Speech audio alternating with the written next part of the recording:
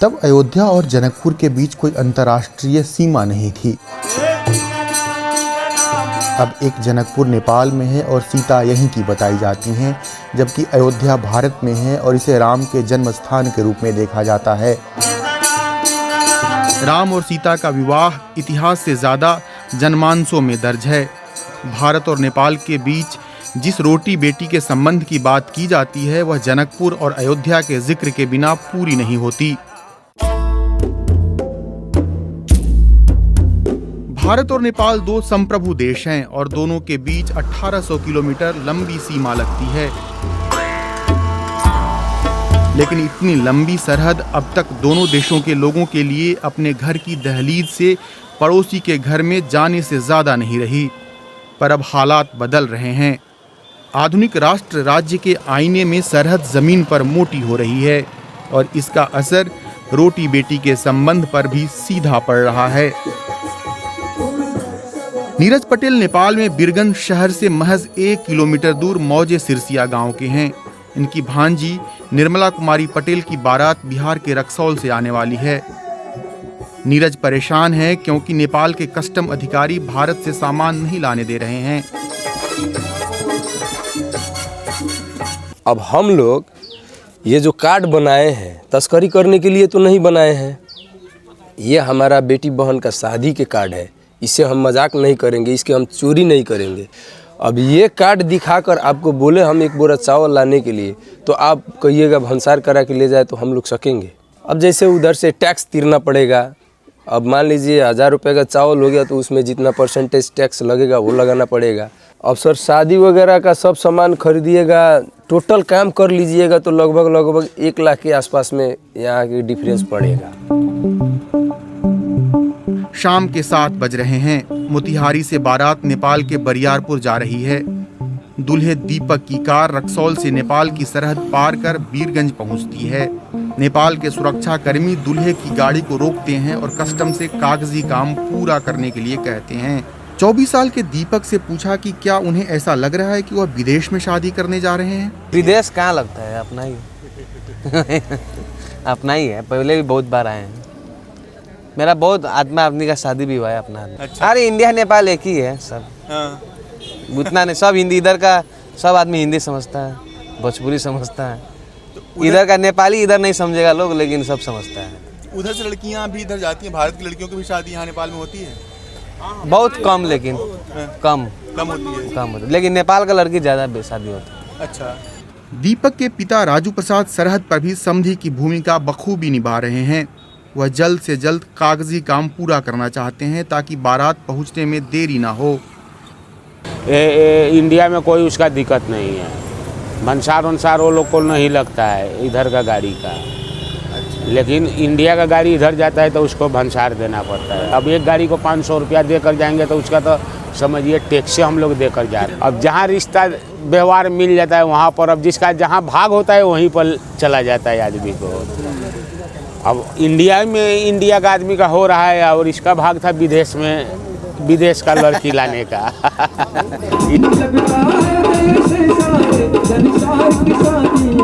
बीरगंज और रक्सौल के बीच सरहद रूपी लकीर को धुंधली कर दें तो फर्क करना मुश्किल है। करीबी इतनी है कि रक्सौल के हर घर की खुशी और मातम बीरगंज के किसी न किसी घर में जरूर महसूस किए जाते हैं। बीरगंज के हर दूसरे व्यक्ति के मामा का घर रक्सौल में और रक्सौल के हर दूसरे व्यक्ति का ससुराल और मायके बीरगंज में। लेकिन स्टेट की बढ़ती मौजूदगी इस करीबी को कमजोर कर रही है। सरहद पर बढ़ती चौकसी से उपजी सिसकियों को नेपाल के मंत्री भी महसूस कर रहे हैं। अब्दुल खान नेपाल के बर्दिया जिले के हैं जो उत्तर प्रदेश के बहराइच से सटा है। अब्दुल खान मानते हैं कि सरहद पर बढ़ती चौकसी से आम लोग बहुत परेशान हो रहे हैं। ये तो भाई लोग छोटा छोटा चीज लाता है, 4 किलो चीनी लाया, 2 कपड़ा लेके आता है, उसके साथ इतने बदसलूकी की जाती है बॉर्डर पे, क्या कहा जाए। उधर भी इधर भी। अच्छा। हाँ, उधर भी यहाँ से लोग जाते हैं तो वहाँ पे जो आपका एसएसपी है वो क्या कहता है, साला भिखारी सब आ गया। इधर भी वही होता है, उधर से कोई सामान लेके आ गए, मान लो उधर खुशामत करके ले चले आए, तो इधर कि तो आप उसको 20 रुपया दीजिए, 50 रुपया दीजिए, 100 रुपया दीजिए, वरना आपको 4 डंडा मारेगा, आपका सामान जब्त। नहीं जाने देगा। नहीं जाने देगा। इधर के लोग इधर का जो पुलिस प्रशासन है ये हालत करता है।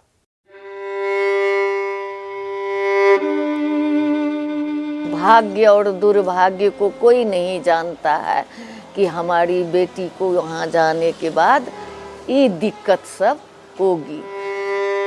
सीता देवी यादव मधुबनी की थीं। 15 साल की उम्र में इनकी शादी नेपाल में सिरहा के चंद्रकांत यादव से हुई थी। सीता यादव की शादी राजशाही व्यवस्था वाले नेपाल में हुई थी। जब यहाँ लोकतांत्रिक प्रक्रिया शुरू हुई तो चंद्रकांत यादव नेपाली कांग्रेस के बड़े नेता बने। साल 2000 में माओवादियों ने सीता यादव के पति की हत्या कर दी। उसके बाद सीता यादव खुद राजनीति में आईं और नेपाल की मंत्री तक बनी। उनके जीवन में जितना नेपाल का सिरहा है उतनी ही बिहार की मधुबनी। वह नेपाल और भारत के बीच रोटी बेटी के रिश्ते कमजोर होने से परेशान हैं। भारत के नागरिक अपनी बेटी को नागरिकता के सवाल को लेकर के अपनी बेटी का शादी यहाँ करना नहीं चाहते हैं। पहले जितना था उससे बहुत कम हुआ है। भारत सरकार को भी सुधारना होगा। यहाँ की बेटी जो जाती है 6 महीना के बाद ही शादी करके जाती है तो वहाँ का वोटर बन जाती है। कुछ भी ऐसा बंधेज नहीं है, लेकिन राजनीतिक मामले में तो हमने नहीं देखा है, हमने नहीं सुना है कि कोई नेपाल की बेटी जा कर के वहाँ उच्च ओहदे पर पहुँची है। भारत और नेपाल के बीच सरहद के आसपास ज्यादातर वैवाहिक संबंध अरेंज मैरिज के रूप में होते हैं, लेकिन कई शादियां लव मैरिज के रूप में भी होती हैं। This is one of the beautiful gift from God to me. Birgunj के अफरोज अंसारी 2013 में कर्नाटक के रामनगर में MMU कॉलेज ऑफ फार्मेसी में पढ़ने गए थे। अफरोज को इसी कॉलेज में पढ़ाई कर रही अनीस फातिमा से मोहब्बत हो गई। अफरोज और फातिमा ने 2019 में शादी कर ली। कन्नड़ बोलने वाली फातिमा के लिए नेपाली बोलने वाले अफरोज से शादी करना आसान नहीं था, लेकिन प्रेम में सब कुछ आसान कहाँ होता है। हाँ, फैमिली में कुछ इशू हो जाए, वहाँ की फैमिली में अगर कुछ इशू हो जाए तो इमीडिएट पहुँच नहीं पाएंगे, बहुत मुश्किल है। बस यही एक ये रहेगा और कुछ नहीं। लेकिन अब नेपाल भारत के बीच अरेंज मैरिज हो या लव मैरिज, दोनों तरह के वैवाहिक संबंध की डोरी कमजोर पड़ रही है। डेनमार्क में नेपाल के राजदूत रहे विजयकांत कर्ण काठमांडू में centre for social inclusion and federalism नाम से एक शोध संस्थान चलाते हैं। पिछले साल CESIF ने क्रॉस बॉर्डर वैवाहिक संबंधों पर एक शोध किया था। इस शोध में पाया कि भारत और नेपाल के बीच रोटी बेटी का रिश्ता कमजोर पड़ रहा है। विजयकांत कर्ण अपने परिवार की ही मिसाल देते हैं कि पहले उनके घर में ज्यादातर शादियां भारत में हुई, लेकिन अब थम सी गई हैं।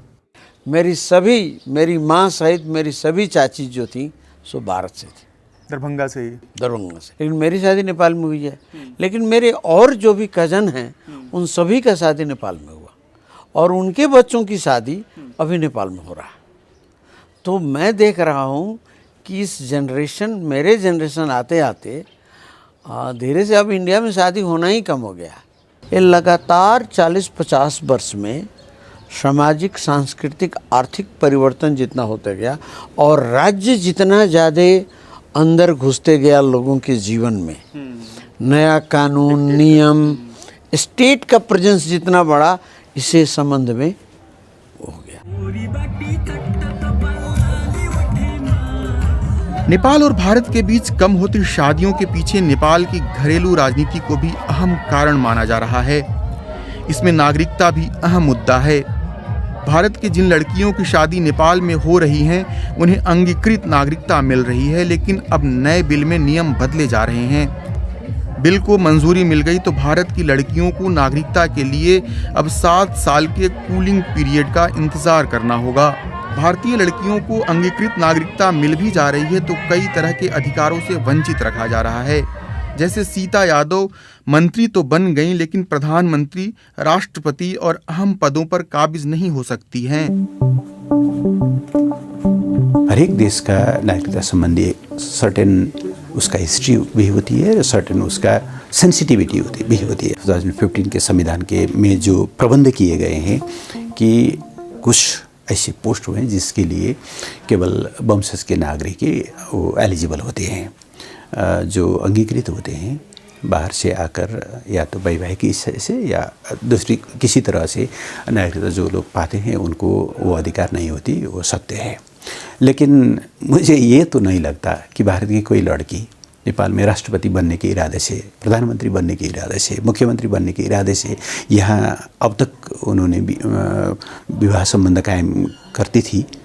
बन सकते हैं या नहीं ये अलग बात है, लेकिन कभी नहीं बन सकते जब आप कह देंगे ना तो बिल्कुल उल्टा हो जाता है।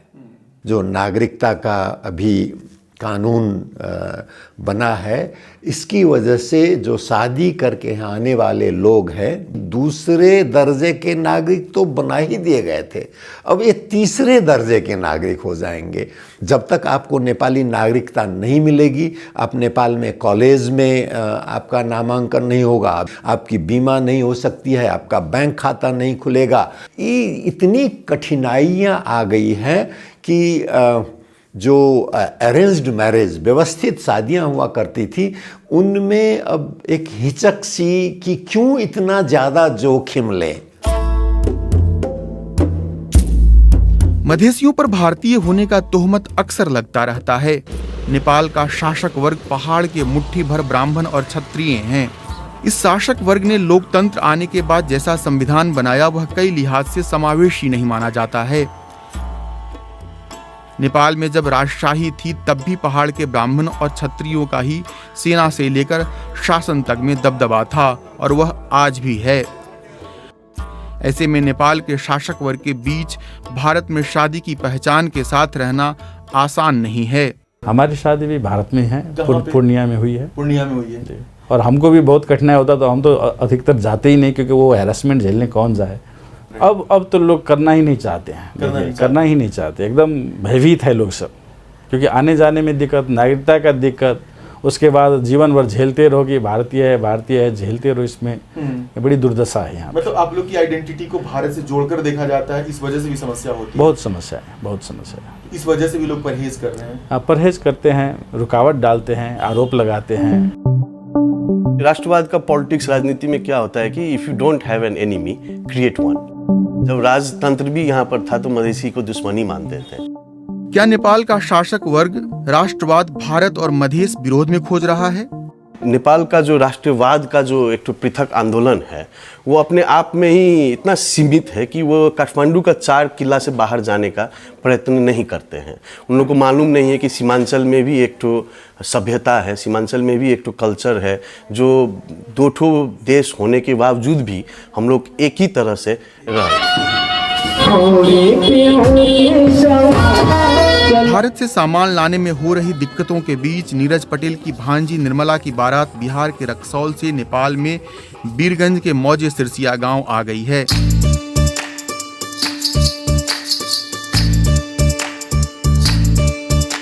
नीरज सारी नाराजगी छोड़ भोजपुरी गाने पर डांस कर रहे हैं।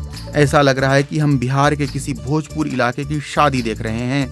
न रस्म अलग, न रिवाज, न बोली अलग, न परंपरा, न खान पान अलग, न ही लिबास।